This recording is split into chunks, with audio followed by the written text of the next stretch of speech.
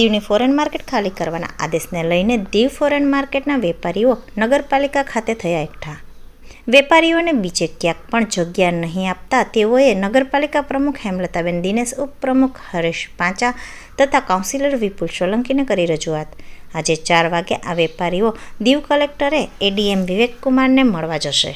વિકાસીય કાર્યોને લઈને foreign market ખાલી કરવાનો આદેશ આપવામાં આવ્યો છે.